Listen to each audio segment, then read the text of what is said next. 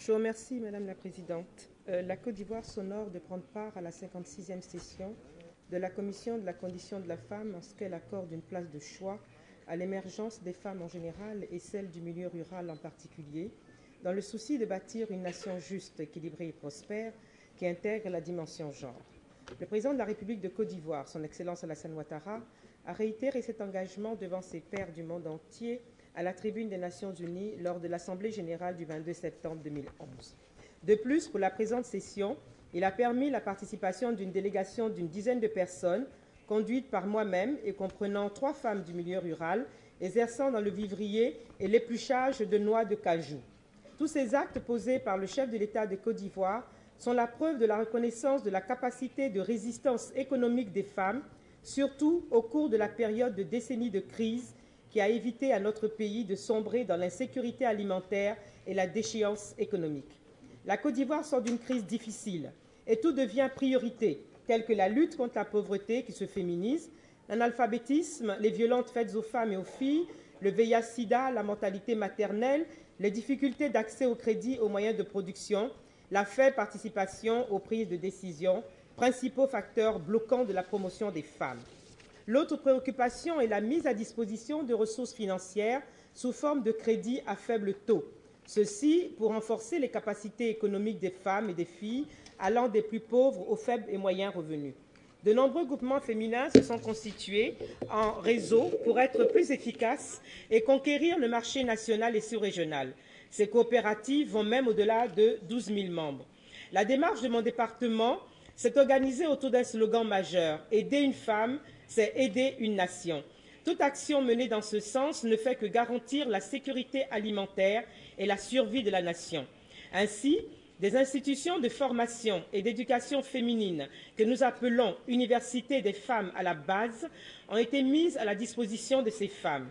Ces institutions réparties sur l'ensemble du territoire forment des petites filles non scolarisées et déscolarisées à partir de 13 ans et les femmes analphabètes. Ces filles et femmes bénéficient sur une période de 3 ans de cours d'alphabétisation et d'apprentissage de métiers de vie tels la couture, la broderie, la maintenance et la réparation des machines à coudre.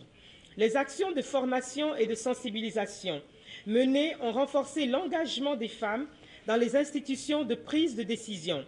Ainsi, le taux de participation des femmes au Parlement est passé de 8,5% en 2000 à 11% en 2011. Ce résultat indique une tendance positive des populations à dépasser les pesanteurs sociales et culturelles qui restreignaient la participation des femmes à la vie politique. Cela laisse entrevoir un abandon des stéréotypes à l'égard des femmes. De même, en application de la résolution 1325 du Conseil de sécurité, les femmes ivoiriennes sont présentes dans les comités locaux de prévention et de gestion des conflits. Elles sont souvent à la tête de comités locaux de développement.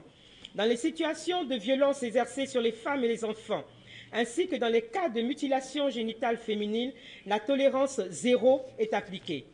Dans le domaine de la santé maternelle et infantile, le gouvernement vient de prendre un décret accordant la gratuité de la césarienne et des soins postnataux aux femmes démunies et en situation de détresse économique. L'accès à l'eau potable est un challenge pour la suivi des familles de notre pays. Plusieurs fonds d'appui aux femmes du monde rural, notamment le Fonds Femmes et Développement, d'un montant d'environ 600 000 $ au titre de la mai 2011. Ce fonds léger dans mon département a permis de renforcer les capacités techniques et financières de plusieurs groupements féminins.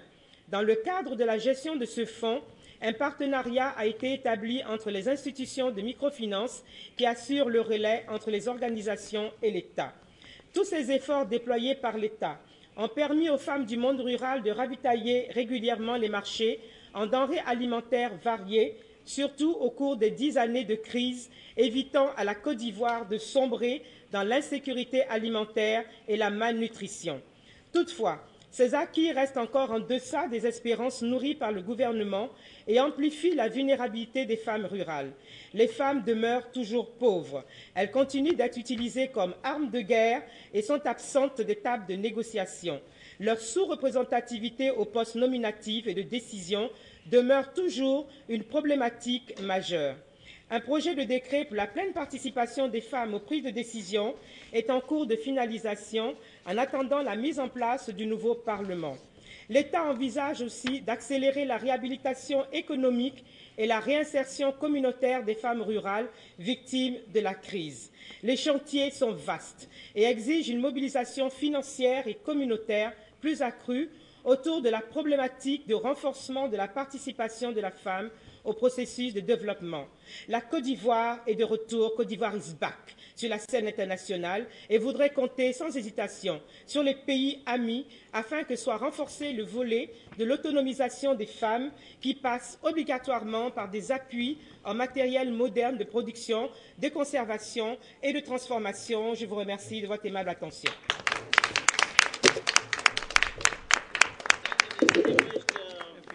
Vous l'avez découvert ici. Que vous avez découvert Ivoire TV. Ivoire TV.